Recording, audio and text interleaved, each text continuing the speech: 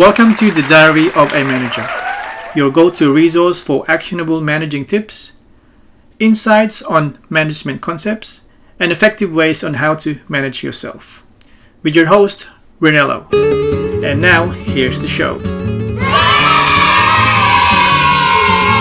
Previously in part 1. Manager actually producing more, giving profits to the company for that business.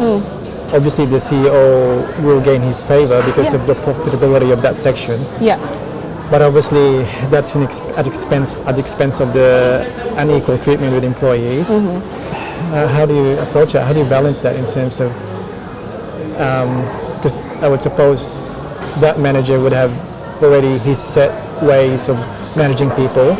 Yeah. How do you sort of turn that around if it's even possible? We continue our discussion today with Wendy, who is a HR business partner at a leading building products company. What makes Wendy's story so powerful is the path that she took. She started out as an HR administrator, and through dedication, curiosity, and a commitment to continuous learning, she worked her way into the strategic, high-impact HR leadership role she holds today. Wendy brings years of hands-on experience across recruitment, employee relations, coaching managers, and navigating the challenges of modern workplaces. Her journey shows how persistence, professional growth, and the willingness to say yes to new opportunities can open doors. Today, she's here to share the lessons that she learned along the way, the pivotal moments that shaped her career, and her advice for anyone aspiring to grow within the HR field. It's what you will find is those managers will always tell us a story which is not 100% true. And like I said, again, it comes down to their people. That's going to give us the feedback. And then it also comes to being able to explain to the CEO or even, an executive what the potential unintended consequences are if you let this behaviour continue. And in the meantime, it may look like we're winning, we're making a lot of money, there's nothing going on because it's running smoothly. But if you actually take a step back and you're looking at it, there's something brewing that's going to eventually explode. And what we're doing is sticking a band-aid on it and moving on. If we don't address it, it's going to get to a point where it's too late for us to kind of address it because we've just let it continue on for so long. And so the trust of the employees will always be against the business and HR because they will say, we've reported it, you've done nothing, you've let it continue, and now that it's blown up, we're not surprised, but it's kind of your fault. Yeah. And I think that's why it's really important to have that relationship with your key stakeholders in the business, and you are the eyes and ears on the ground for them.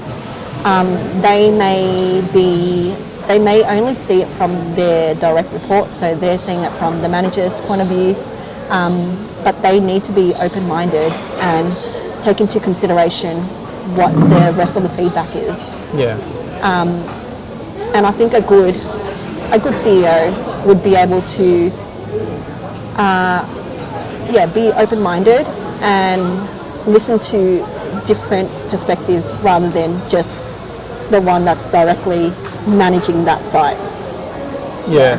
So I suppose the CEO will have a lot of I suppose influence in terms of how the atmosphere of the culture actually affects the way you deal with things. Yeah. Because if the CEO, for example, is very focused on profitability, there's a probability or there's a chance that they'll probably disregard some of the human resources issues and focus on profitability. Yeah. Would you say that the culture actually determines that type of framing of conversations, or is it really? What I'm trying to say is that as a HR professional, we have to take that into account. The way the CEO is basically his mindset in terms of how he views the company or the culture of the company in approaching HR related issues.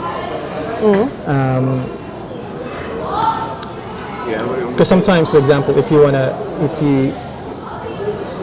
really want to propose something on a HR level, and you just focus on the HR principles, and without taking into account the CEO's point of view in terms of profitability, would you still push your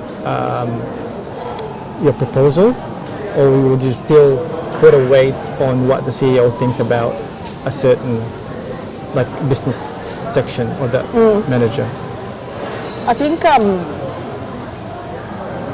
ultimately it's gonna come down to kind of meeting each other halfway. Profitability, yes, Compromise, obviously, compromise. Obviously, at the end of the day, you run a business because you want profitability, and if you're not being profit, like that's going to impact everyone, right? Yeah. So if HR has a policy that we want to propose, we need to be able to demonstrate what are the benefits of those policies. How does that benefit the company? Perhaps financially, perhaps not. Why are we introducing it in the first place? Is it to drive the culture up to where we need it to be? And if so, what are the long-term impacts? What are the short-term impacts? To get a CEO's buy-in, you just have to be able to present a data and be able to articulate it in a way that shows that shows why it's beneficial. Yeah. As much as we say HR is for people, it's also at the end of the day HR is working for the business, right? That's true. Yeah, it's funded by the business. It's funded by the business. We're there to protect the business, and I think that's the stigma that is with HR. But I feel like nowadays the HR stigma is changing a little bit, where we are fronting for the people. But I think it's also, we're fighting for the people, but we're also at the same time being very reasonable. So if the company wants something a certain way, HR will challenge the company and say, why is that? Instead of just saying, yes, okay, I'll do that. Yeah. Yeah. Let's go back to Wendy. The people pleaser Wendy, and now an improved version of Wendy. How did you think that you have to go through that journey to be able to realize the better version of you? And you think like those things that were blessings in disguise, that you have to go through all those challenges and to actually realize more about yourself?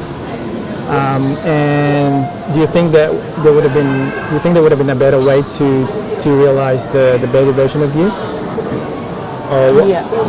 I think absolutely.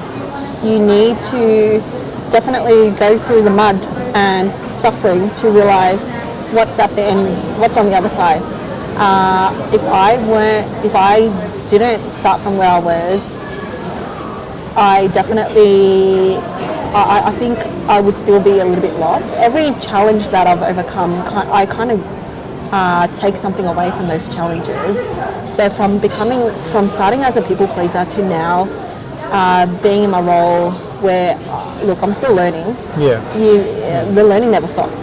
But to where I am now, where instead of being a people pleaser, I'm kind of questioning everything, and it's good to question everything, because you're not questioning it in a way that you're suspicious or suspecting something. You're questioning it in a way that you want to understand. So why is it that you want to do that? Why is it that you feel that way? Why is it that we're moving down this path? So you're challenging them a little bit, and you're getting their understanding, and for them to explain it to you so that you can understand as well. And yeah, so I think definitely I needed to go through all that to get to where I am. And I always had that idea that I wanted to become a HR business partner, because I wanted to partner with the business to be able to achieve the goals that the business had set up. Is that the idea that you got from your first job, where you really wanted to have a business partner, where you saw someone who's you really admire, and actually I like that. I want to be like that someday. You have to have some sort of a role model.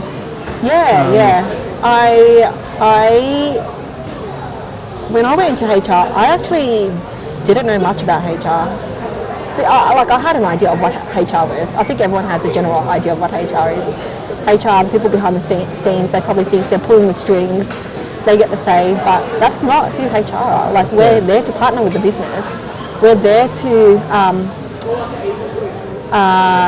take initiatives on what the business is telling us to do, right? So we're creating the strategies, but we're also taking the action to pull the string, well, not pull the string, but like to implement it. So I didn't know much about being a HR generalist. I thought HR was just, recruitment, hiring, terminating people. That's what I thought it was. I didn't think there was so much more inside the HR world. So when I became a HR officer and then a HR advisor, I, at the time, didn't even... I did want to become a HR business partner, but I didn't think that's something I could achieve. And so, like I said, I observed people. My manager at the time was someone that is, I would say, kind of a real cowboy, comes into things. He's got so much confidence. He was someone that just threw me in the deep end and said, yep, you're going to go investigate this. Take down notes, interview them, and let me know your feedback. And then he also got me to write letters. So it was notice of meetings, investigation letters, pretty much. And then that's kind of how I learnt about it. And then I did a diploma in HR, and then realised there was so much more to HR. And then I got to where I am, and what I enjoy doing is I do like to do the investigation side of it, because it's not just he said, she said. It also comes down to, we have to be fair and reasonable with our investigation. It's as much as, sometimes the manager wants to just terminate someone. Are we following the process? How did we get here? How is it that the employee has this set behaviour that's not been addressed previously, and now we're at this point where you just want to terminate them? Why? Is it because you've not been managing them properly? Have you not had those conversations previously? Have you not given the employee feedback to let them fairly correct their behaviour? Because as an employee yourself, if you're not given the feedback and you don't know you're doing something wrong, you're going to continue that behaviour because you're thinking, I'm doing my job, I'm doing the right thing. And so I think that's kind of where managers are at. They like the title of a manager, but they don't like those hard conversations. Sorry, I forgot the question. I just rambled on. It was a business partner. So it was something that you picked up along the way that, you did something as part of a job, and then you realize, actually, that aspect of my job is what I like. And then that sort of gave you an idea that part is what you're going to take. So I think it's similar to most people, where you don't really get to know what you like or what you love until you try different things, right? Absolutely, And also a question about being a HR business partner. Do you think that you have to go through the different stages or roles in HR, like admin, officer, advisor, to become a HR business partner? Or you can pretty much just go straight to being a HR business partner? I think for me personally, being exposed to all those other roles before getting to my HR business partner role gave me the real advantage of seeing all the other work that needs to be done in HR. Because look, you can go straight into a HR business partner role, but if you don't understand the other work that forms that team, then it's kind of in a way disadvantaging yourself, because you're just kind of tunnel vision. You've just got this vision where this is my role, this is what I'm going to do. I don't know if you're a considerate person, you'd take other things into it too, but if you're just coming into it, this is what I'm doing, this is like, you're just focused solely on that. But I think HR in itself, as much as you just want to be a HR business partner, there's like admin in it. You can't just avoid the admin aspect of it. There's also recruitment in it. Recruitment as well involved. You can't, because at the end of the day, we're partnering with our stakeholders, we're influencing them. We're not making the decision for them, but we're influencing them to kind of see other potential candidates. What I'm finding is, in the industry that I'm in, it's so male dominated. How are females meant to get an opportunity if these managers immediately assume that a male is going to do the role as opposed to a female? They say, she seems to be, physically she might find it tiring to do a task repetitively, and it's really dirty, so she might not enjoy it. And that's where I come in and I question, well, who are you to say she's not going to enjoy it? If you've not given her the opportunity to, she's applied for the role, she's interviewed for the role, she's talked about her willingness to do the role, then why are you making a statement assuming that she's not going to enjoy it? And if you're not giving her the opportunity, then how do we get the answer? Whereas you're assessing it on a pure physicality. If you can train someone, if you can teach them the skills, then anyone can do the role. So what's the normal response when you tell that to managers that where there's all this profiling or preconceptions coming from?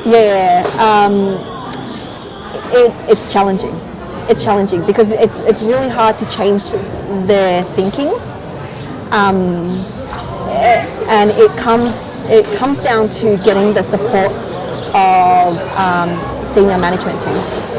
It needs to be a one narrative situation, because what I found is, as soon as I challenge them in that way, they go straight to their manager, and their manager tries to have their back. But if we start it from the CEO's perspective, we want more diversity in the company.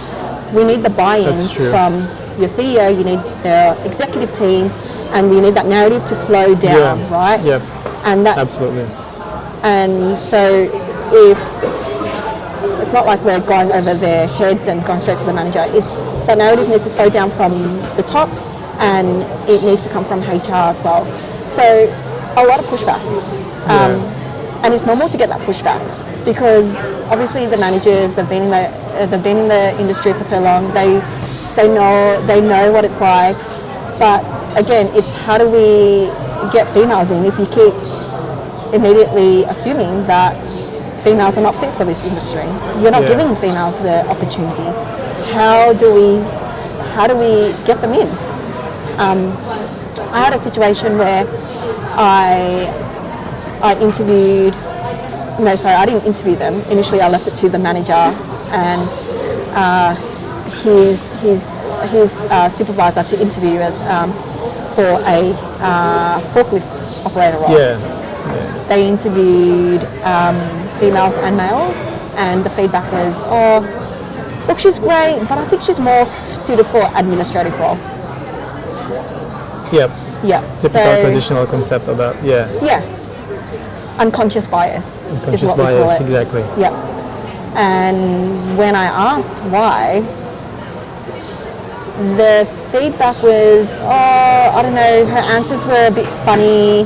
I just feel like admin role would suit her more.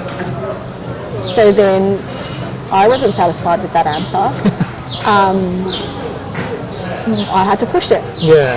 I had to push it, and so Assuming the person has credentials and paper Yeah. and yeah, exactly. I had to push it. So the next step was I said, all right, let's shortlist the candidates Yep. and let's get HR and the next manager up to interview the shortlist the candidates, and that Yep. includes the female. And so that's just to present that we've come at it from all different angles, and if at the end of the day they've gone through 2 interviews and both parties found that they were not suitable, then fair enough. But if there was a question as to why we can't just train them, and they've got the drive, they've got the personality to do it, why can't we just train them? Then why shouldn't we take a chance Yeah. with the female? So that was the process, and unfortunately, her overall assessment in checks and all that didn't work out. But it kind of pushed for the narrative that we're not just going to say no to females. We're going to challenge it a little bit more, and we're going to get you to be more open-minded to why you would immediately say no to a female. Yeah. So if you're going to say no, you really have to justify it.